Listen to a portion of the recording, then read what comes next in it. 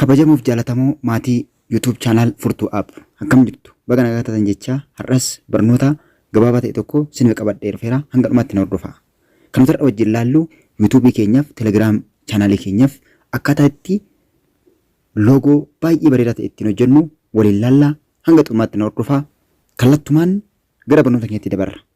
Jalqaba irratti logo kana hojjechuun dursa wanti nu barbaachisu aappii tokkotu nu barbaachisa. Innis maal jettanii Play Store bilbila keenyarra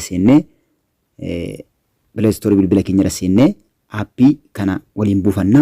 Aappiin nuti logo garaagaraa ittiin hojjechuudhaaf yookiin YouTube baanarii garaagaraa ittiin hojjechuudhaaf nu gargaaru Pixel Lab yookiin Picture Editor jedhama. Pixel Lab jennee search yoo goone yookiin Picture Editor jedhee nuuf fiduu danda'a.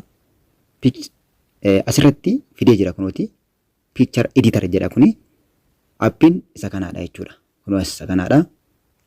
Aappii baay'ee bareedaa ta'ee fi baanarii garaagaraa nu hojjechuuf kan nu gargaaru akkasumas logo garaagaraa YouTube keenyaaf Facebook keenyaaf akkasumas Telegram channel keenyaaf ittiin hojjechuu kan dandeenyu aappii baay'ee gaarii ta'edha. Salphaatti Play Store keenyarraa arganna jechuudha. Ani dursee install waan godhadheef salphumatti naa baasee jira. Isin install godhattanii gara bilbila keessaniitti gadi buufachuu qabdu jechuudha. Bifa bilisa ta'een Play Store bilbila keessanii irraa jechuudha. Kallattumaan gara keessa seennee logo waliin hojjechuu eegalla. Na hordofaa, na bira nafinaa hanga xumuraatti na hordofaa. Tokko lamaan hanga xumuraatti waliin ilaalla. Aappii kana keessa seennee olaallu keessi isaa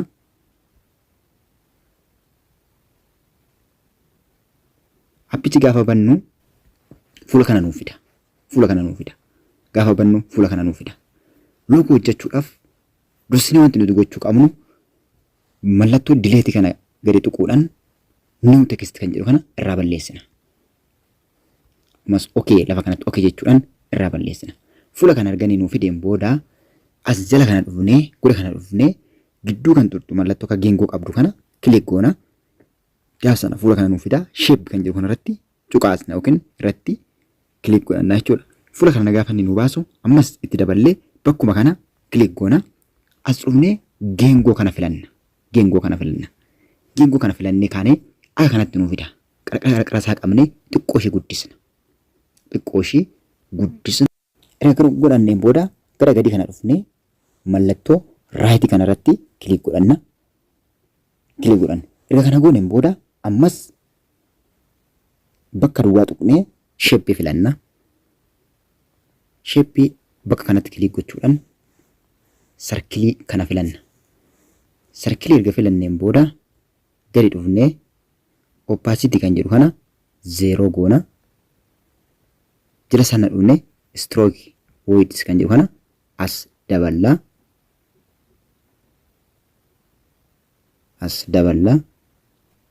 Xiqqootti daballeen booda bal'ifanna.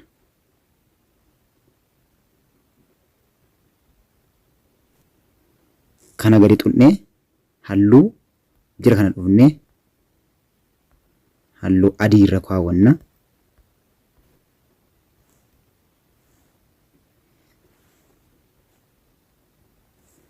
Adii irra kaawwanneen booda kanas bunnee kan jalaa kana kalarii gurraacha irra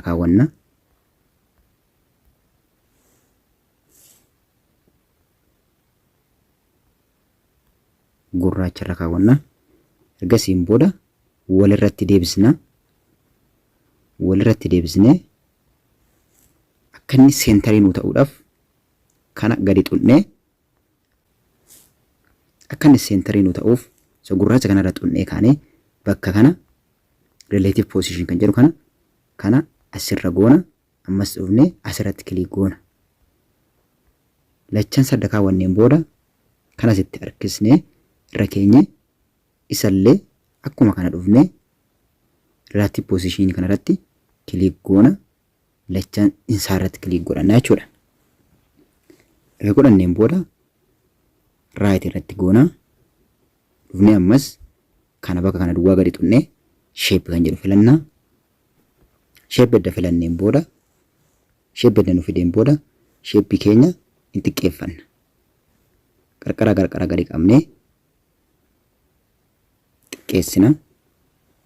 xiqqeeffanneen booda raadaas kan jedhu kana xiqqoo itti daballee 19 irra goona. 19 yookiin 20 irra goona. Sanaan booda raayit jennaani. Erga raayit jenneen booda gadi dhufnee azala relative position kan jedhu kanarratti dhufnee lachuu seentarii godhanna. Seentarii erga kana gooneen booda raayit itti goona.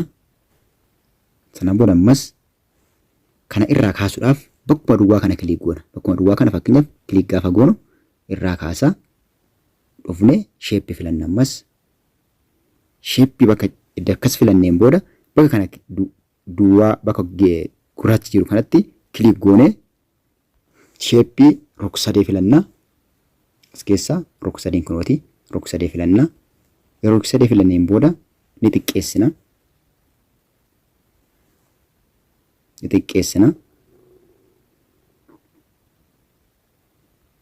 Ni xiqqeessina sirriitti.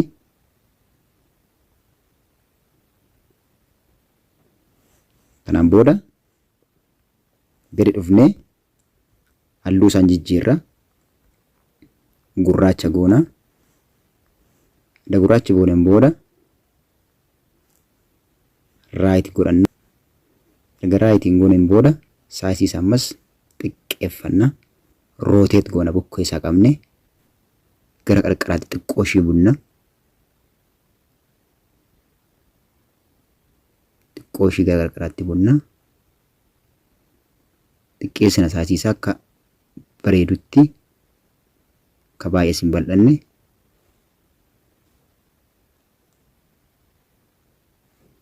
Gara qarqaraatti bunnee xiqqoo ishee akkas gooneen booda raayit jennaani.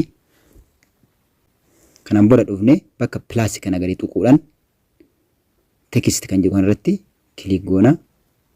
Teekistiin inni nu fide dabil kilikii goona iddoo kana irra deddeebinee kilik goona. Akka kana nuuf fida. Kana irraa balleeffanna. Irraa balleessinee maqaa irraa balleeffannee maqaa YouTube chaanaalii keenya yookiin Telegiraamii keenya irratti barreessina. Qubee gurguddaadhaan barreessina.